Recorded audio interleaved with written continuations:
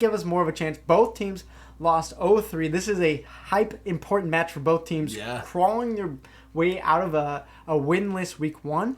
Both teams didn't do so hot. In Kings a little bit better. Average spread of -41, while High Voltage -68.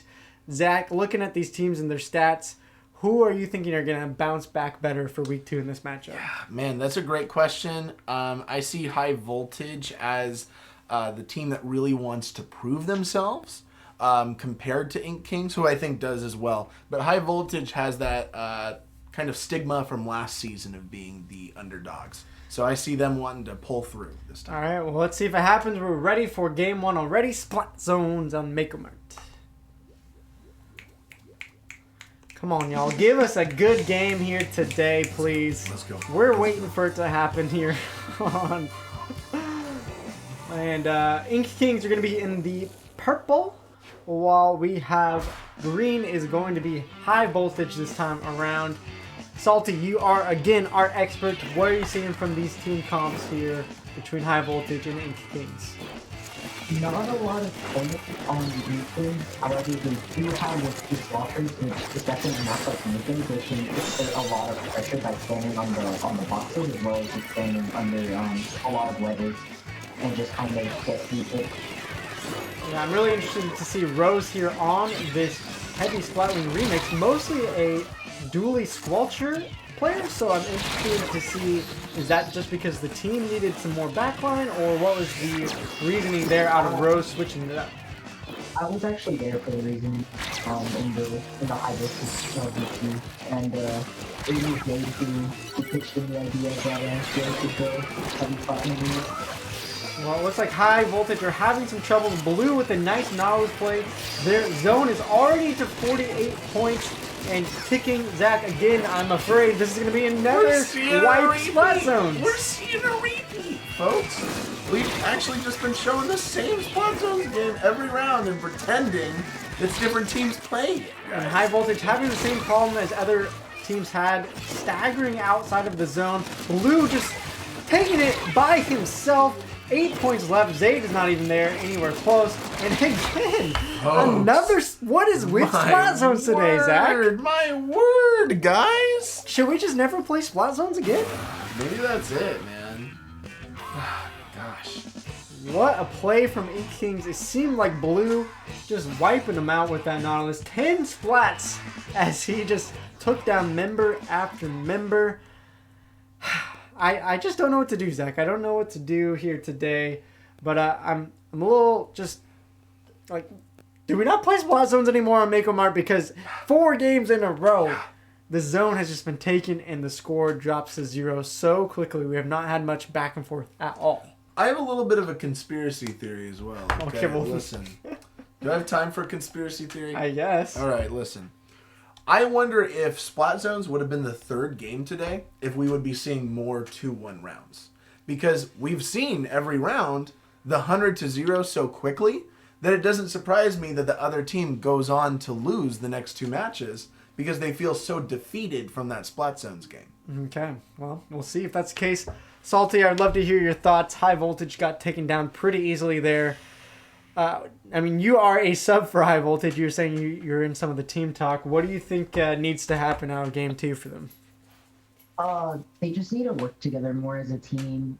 Something that like I learned, especially like playing with Zayd, is that both me and him, like we have much more like developed callouts compared to the rest of the team, which definitely hinders because like there's just like only a part of the team that's actually coordinated, and then another one that's like significantly less coordinated.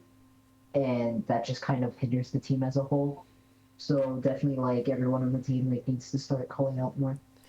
Well, we'll see if they can do that. I think you're right, because they do have really excellent players. I know Ashy and Rose are great players. Zayd is a new sub for High Voltage, but he's a pretty high-level player as well. So it's not like they have bad players. Right. It just seems to me that, again, we're seeing that problem of, oh, we get wiped, let's go out one by one. Yep. When I come back to life, I got to go out immediately because we're losing points, we're losing control, and then you just stop playing as a team. Yep. And so, I don't know, Zach, does High Voltage have a chance here now in tower control? You're saying you're believing that they were going to show up today. Yeah. Didn't happen in game 1. What do you think about game 2? I don't know. I'm convinced in the Splat Zone's curse, man. The Splat Zone's curse. Okay. You're sticking with your conspiracy theory? I am. Okay. I think we're seeing a 3-0, guys. All right. Well, teams are ready, so we'll see if those predictions come true. Ink Kings taking the first game, but we got 2 more to go between High Voltage and Ink Kings. Whew. I'm excited. I want to see a split match I've been asking for all day. Ink Kings in the yellow. This time, High Voltage in the blue. Maybe the blue power gets them the victory. Is that what it is? Yes, it's just the color. Got it. That makes sense. Looks like to me High Voltage taking a lot of the same weapons as before. Are you seeing anything different out of Ink Kings there, Salty, or is it pretty much the same both ways? It's pretty much the same outside of Ink Kings dropping the triclops with the zap, which playing off of a little bit more pink. Zay jumping out there, being smart. Both teams have gotten 1 pick so far, and no one's taking the tower until Dan, the man himself, getting a kill and taking the tower at the same time. That's going to help them, but Zay getting some picks back the other way, and High Voltage gonna have their first lead. Jeez, Zach, your conspiracy theory is not working out. No, she's dying. It's the end, folks. Checkpoint 1 is a 4th through. The guys, I don't know. Oh, we're gonna see maybe a checkpoint all the way through here, but I don't think that definitely does not mean victory for them. No, I mean it's just the first checkpoint. That doesn't mean anything. Especially on this map, it seems like most people have gotten to the second checkpoint, if not the third, for the win. Ashy, though, trying to take down Dan the Man, but they're going to trade. And now another 3v3 on the map. Oh my gosh. Seems like a lot more control, though, for High Voltage this time. It seems like a little more pink coming out for them. There it is. We're seeing a little bit of the back and forth already. Yellow jumping on. Ink Kings are ready to get some points. Ashy with a nice kill on the bucket. Can he stop this from happening? No, Dan the Man gonna get the kill. 2v2 on the map. But wow, back and forth Zayd and him go. This is a crazy match. And the tower is controlled by Oregon. Is that their name? Yes. Oregon representing Local. the Northwest. Local, baby. Local for us, at least. No one else. Yes. That cannon is pretty close. Blue with a nice kill there. It does seem like Ink Kings gonna have a nice lead. Trying to get through the second checkpoint. If they can get that, that would be a huge victory for them. JGC out there by themselves, trying to get back on the tower. Ashy now on the bucket. Ashy in a bucket. Bucket. Bucket B bucket? Bucket B bucket. Double kill for him. Nice job there. They're gonna stop the push for at least now. Baby. Man, we're seeing the back and forth. Only 1 checkpoint taken from each team, so there's still definitely hope for both teams. But we've seen this back and forth every tower. Yeah, Zayd, I'm loving Zayd's play. I don't know if you guys saw that, but him against Blue, both of them on the Nautilus, Zayd getting the better of that trade, and then picking up a pick with that inkjet. So I'm looking for him to really win it for High Voltage. He's got to get a little bit more picks going, I feel like, on this Nautilus. Salty, what are you seeing? Are you seeing a big advantage for either team right now? Not really. I think both teams are pretty even, and for one, they just need to find the coordination to push to that second check. I definitely believe that whichever team gets the second check will probably come out winning. It seems like Blue with another double kill. I was just going to say he previously just got a double kill. Now looking for the triple on the inkjet. If he can find it, yes he can. This is going to be huge for Ink Kings. What a play. We were saying Nautilus versus Nautilus. Blue getting the better one at that time. Holy cow. What a play from him. Gorgeous. Gorgeous things we're seeing. And checkpoint 2, they are on. Can they pass it? I believe in them. Yeah, it looks like, as Salty said, once you get past checkpoint 2, that could be enough to win the game. Blue on a tear with this Nautilus, all of a sudden making it look easy for their team, possibly even getting a KO. No JGC left way. out to dry by themselves. Rose trying to do something on the Teddy Splatling. They're having trouble getting the tower back. This could be it. KO is imminent. They're at 1. The blue takes it. 2 Booyah Bombs at the same time. They stopped it at 1 point. Holy cow. Both Booyah Bombs on the tower at once from different teams. Just stopping the push at the last second. Maybe a blunder from Oregon, as it looked like they may have gotten the KO if they didn't pop that Booyah Bomb. Dude, even with that crazy play, again, we're going to have to see a miracle here from High Voltage. The miracle has started. They do take down 3. Salty, what do they need to do to push this into overtime and take the victory right here? 2 steps at a time. First things first, so that half second check. Then after that, it's to just hold the tower and the enemy court long enough to knock it out. Ashy going down there is huge, though. They're now in a 4v3. Blue now trying to push off the tower as well. Rose trying to use that Booyah Bomb, trying to find them. They need to kill Blue if they want any chance to get this push going. But Rose, as a heavy Splatling against the Nautilus, is going to have some trouble. Buckets against Rose. Rose is going to have to, I don't know, do nothing. And they lose. Got it. I was going to say she was jumping out, but she was just trapped, knowing that they had to do some kind of miracle play to get the tower back. They weren't able to find it, though. Even though they had that last nice second stop, they couldn't get the push going back in their favor, and Ink Kings going to take that second game. Blue, again, we've been talking about him for the first 2 games. 18 splats on this Nautilus. I mean, Salty, how do you stop a Nautilus player that is that good, that is popping off that much? Is it impossible? No answer? Honestly, one of the strengths of the Nautilus, like even like I have trouble dealing with really good ones, is that it's basically what I like to call the point and delete button, where it just effectively deletes anything that falls upon its critical. So, but its major weakness is that it doesn't really paint that much. So if you're able to group up on it and just outpaint it, it can't really do anything about it. Right. Well, Zach, High Voltage, 0-2. Your conspiracy theory is holding up so far. They had a good push in the beginning. They had a chance at the lead. I'm just thinking here out loud. Clam Blitz, I know Ashy has been the man before to win some games in Clam Blitz. His favorite mode. I know Rose is good at it too. Do you think High Voltage will clutch this Clam Blitz victory? I gotta hold with my conspiracy theory at this point, man. I don't see it. I don't see it happening. I'm saying Ink Kings take it 3-0. Is it possible, though? Do we see an ink brush come out from High Voltage? It's not like a... Yeah, we do. I feel like it's not a appreciated weapon in high comp play.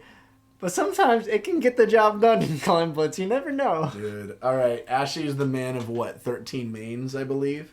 So something like that. But I definitely see some kind of brush coming out from him. They're in game 3. You might as well. You might as well do something that's crazy but might secure you the win. Well, Humpback Pump Track is a small map, so it's not like you have a lot of area to work with. Sure. So I'm not sure if they'll pull it out. We are seconds away, though, from getting into the game, so we're going to get our answer pretty much right now. Clam Blitz, game number 3 between High Voltage and Ink Kings on the way.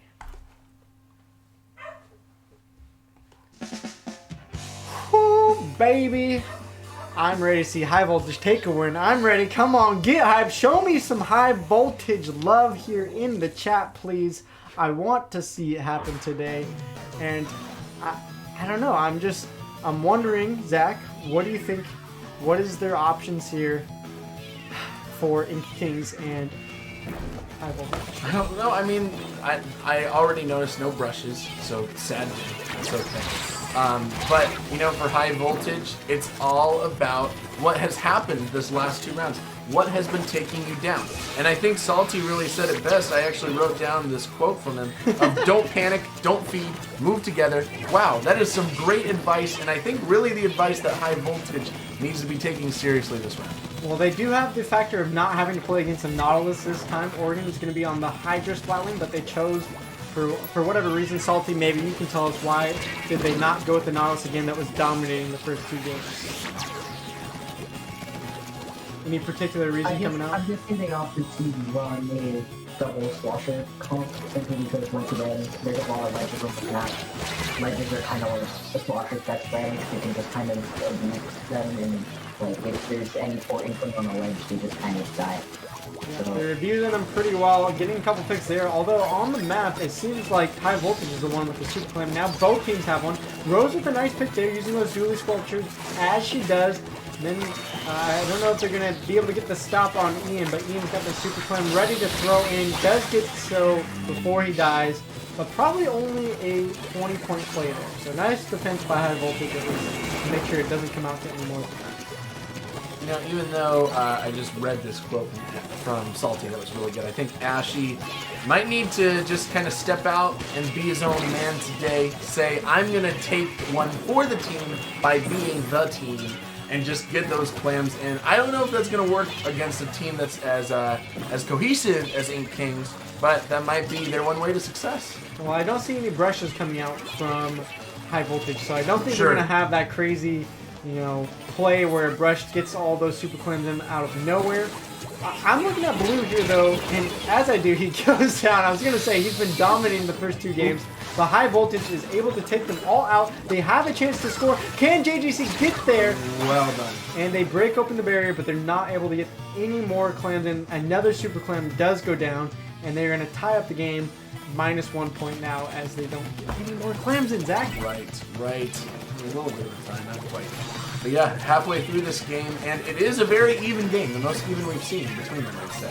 A push is going to be built up by Inkings going the other way now that High Voltage died after that first push. 25 clams on the map for them. That's going to give them a lot of points if they can get it in, though. That's the big if.